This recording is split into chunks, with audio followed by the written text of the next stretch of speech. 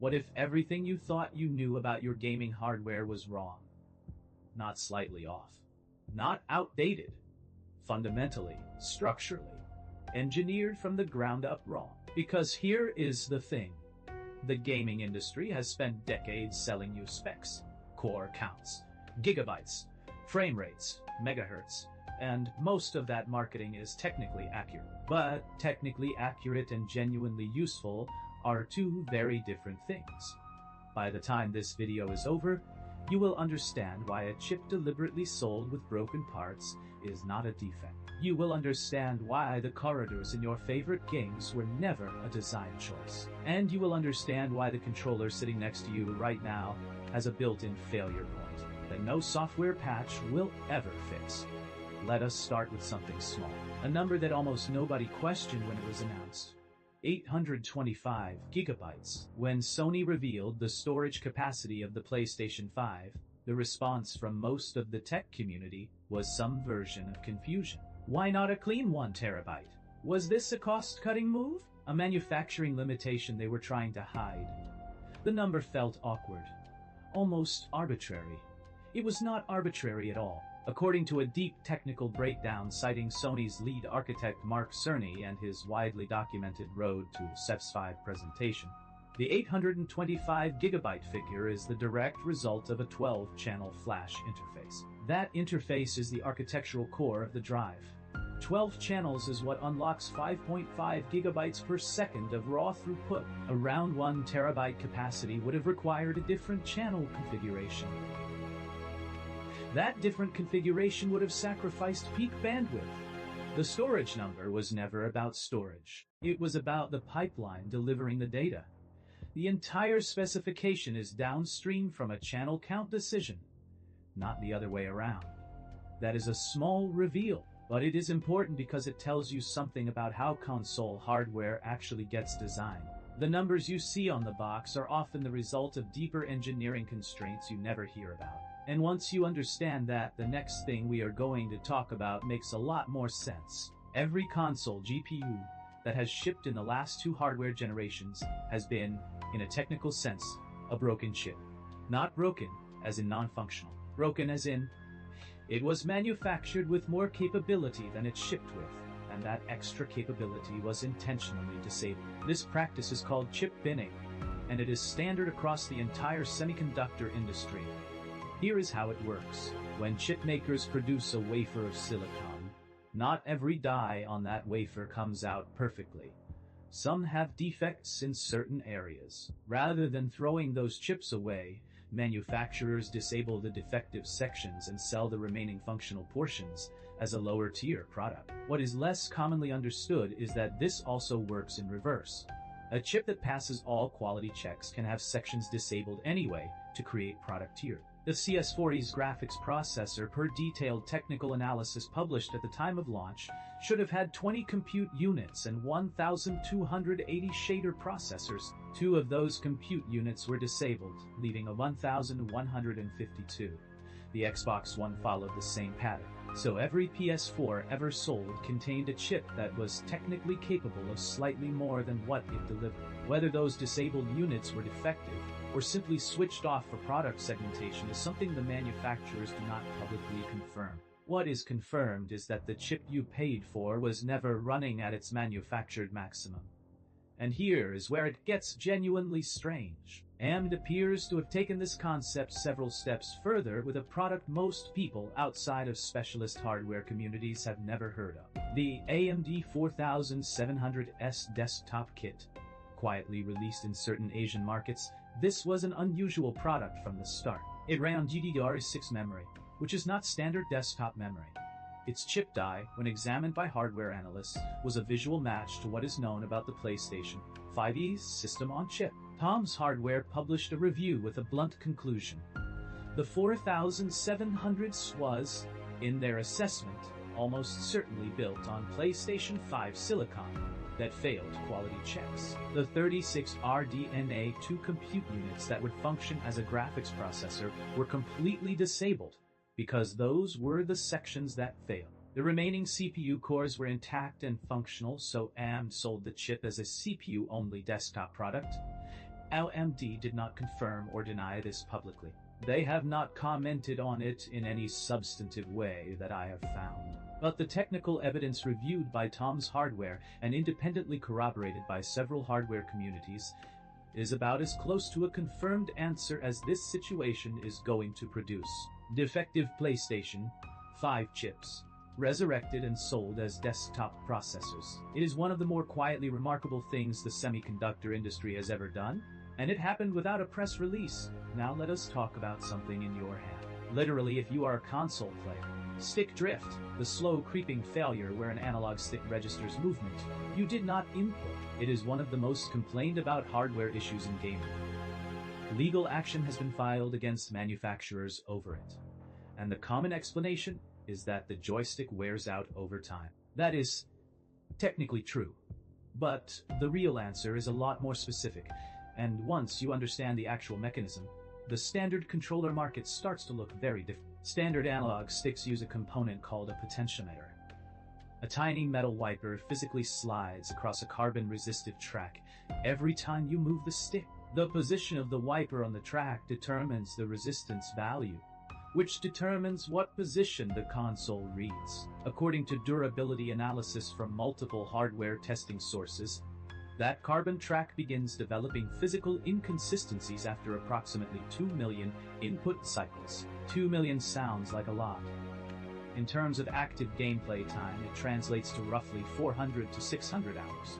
For a player who games regularly, that is not years of use. That is a year or less. The fix exists. All effect controllers use magnetic field sensing instead of physical contact. There is no wiper. There is no carbon trap. The stick position is read by detecting how a magnetic field changes as the stick moves. Nothing touches nothing. The wear cycle that causes drift simply does not exist in the same way. The technology has been available for years. It is used in high-end aftermarket controllers. It is not universally standard in first-party hardware. The engineering choice has been made. The question of why is one those manufacturers have not answered publicly. But here is the dead-on detail that most players, even technically informed ones, do not know. Even if you buy a Hall Effect controller and even if you set your in-game dead-on slider to 0, you are not getting 0 dead-on. Every controller has a hardware-level dead-on baked into its firmware, a floor that the physical hardware simply cannot detect below. Setting a game's dead-on to 0 removes the game's software threshold. It does not remove the controller's hardware floor, which according to calibration engineering analysis, typically sits somewhere between 5 and 10% of total stick travel. This is why some players reduce their in-game dead-on settings all the way to 0, and report no improvement in stick responsiveness. They have hit the controller's physical detection limit. The game has nothing to do with it.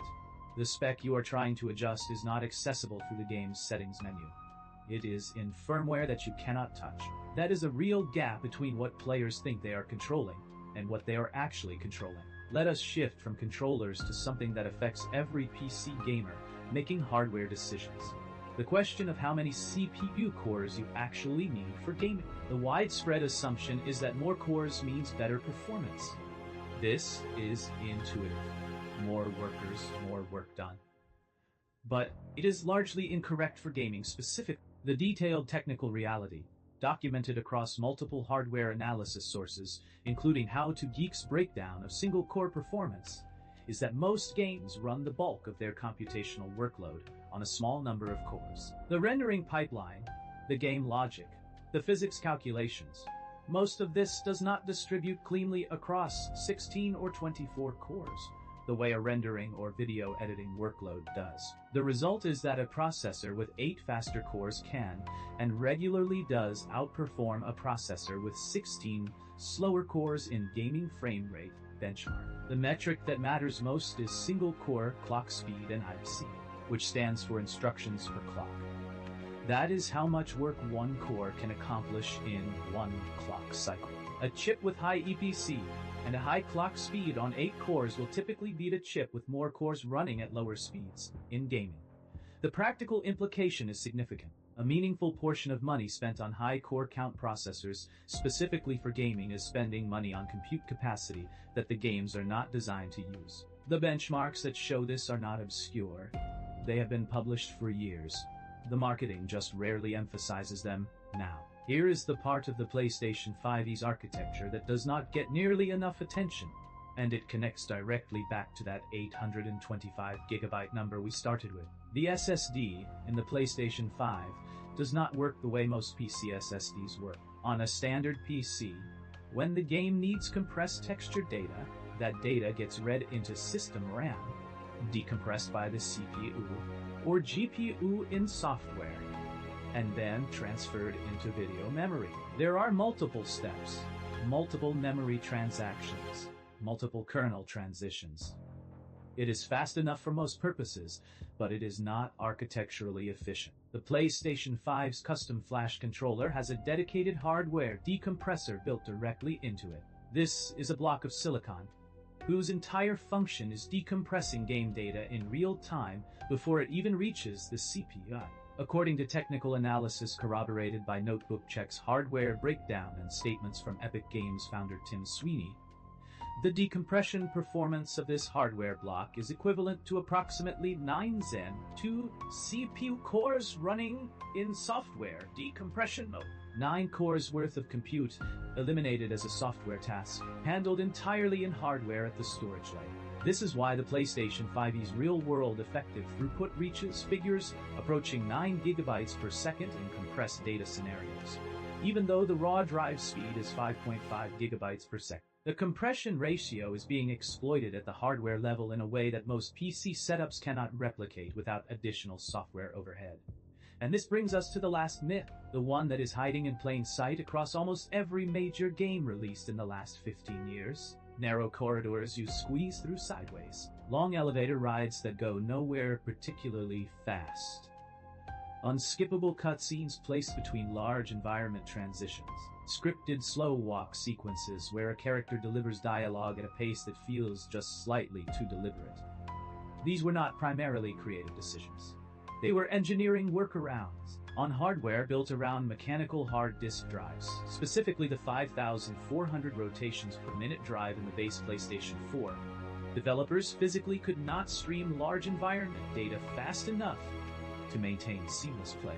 The disk needed time to catch up, so the game needed to give it time without the player realizing that is what was happening. A narrow corridor that takes 8 seconds to walk through is 8 seconds of loading.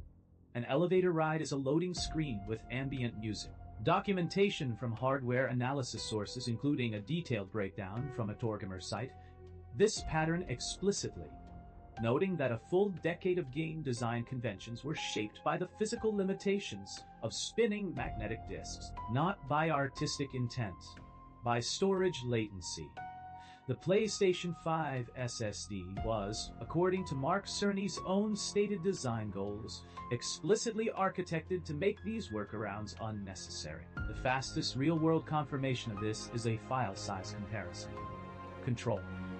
Ultimate Edition, the same game with the same content, weighs 42 GB on Xbox Series X and 25 GB on PlayStation 5. That 17 GB difference is what compression at the hardware storage layer looks like in practice.